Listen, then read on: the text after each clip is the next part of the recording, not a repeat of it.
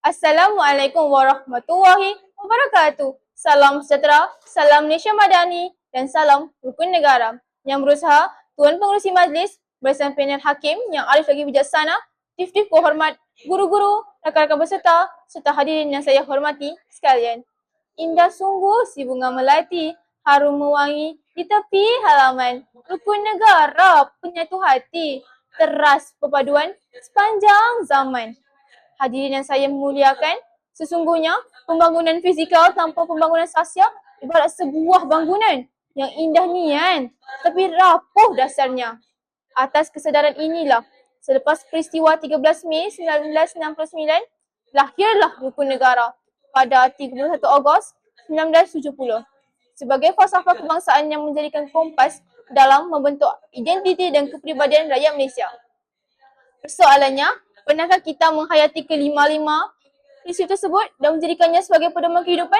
Justeru, izinkan saya mengupas 3 prinsip yang menjadi tunjang pembinaan negara bangsa, iaitu kepercayaan kepada Tuhan, kesetiaan kepada raja dan negara, serta kesopanan dan kesusilaan.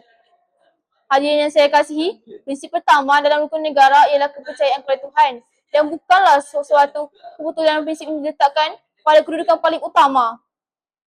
Hal ini dikatakan demikian kerana agama menjadi tonggak pembentukan akhlak dan peribadi seseorang. Individu yang benar-benar menghayati ajaran agamanya tidak hanya takut pada penilaian manusia, tapi sedar bahawa setiap tindakan membawa tanggungjawab yang lebih besar di sisi Tuhan. Kesedaran batin inilah yang menjadi benteng dalam melahirkan masyarakat yang berintegriti. Namun begitu, dunia pasca moden hari ini memanifestasikan hakikat yang membimbangkan. Kemajuan teknologi membawa gugatan terhadap nilai tersebut. Penipuan dalam talian, buli cyber dan penyebaran fitnah semakin berleluasa apabila kecanggihan teknologi tidak disertai dengan kematangan intelek dan spiritual. Sebagai tamsil, wujud segelintir individu yang tegar menyebarkan maklumat palsu sehingga menjejaskan maruah pihak lain tanpa memikirkan pihak impak sosial semata-mata demi mengejar keuntungan duniawi. Sesungguhnya, apabila hubungan manusia dengan Tuhan diperkukuh, hubungan sama insan juga akan menjadi lebih harmoni.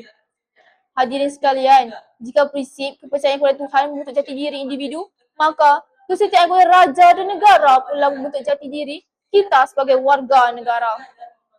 Kesetiaan bukan sekadar dizahirkan melalui kibaran jala gemilang atau nyanyian lagu negaraku, tetapi mampu meletakkan kepentingan negara mengatasi kepentingan diri sendiri. Malaysia bertuah kerana mengamalkan sistem raja berperlembagaan yang menjadi lambang kesinambungan, sejarah dan penyatuan rakyat.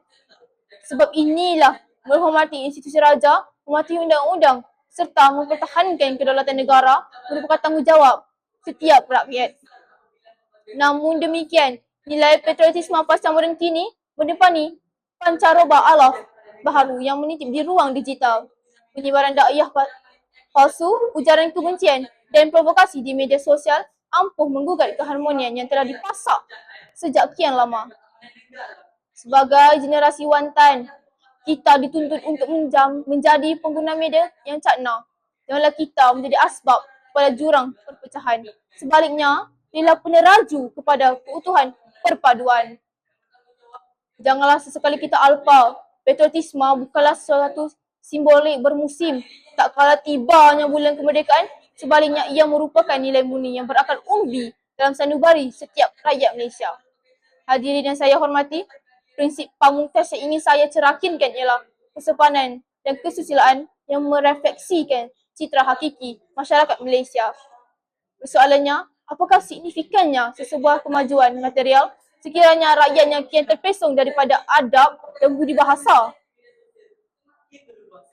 Benarlah diktum Melayu, yang kurik itu kundi, yang merah itu saga, yang baik itu budi, yang indah itu bahasa.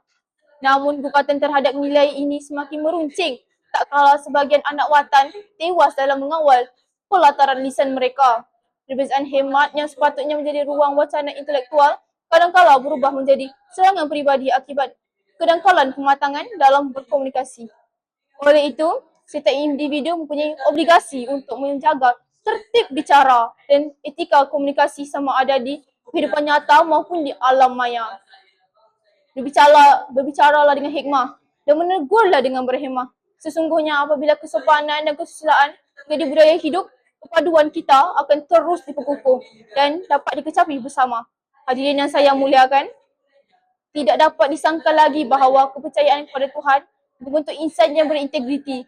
Kesetiaan kepada raja dan negara melahirkan rakyat yang patriotik, manakala kesopanan dan kesusilaan membina masyarakat yang beradab serta bersatu padu.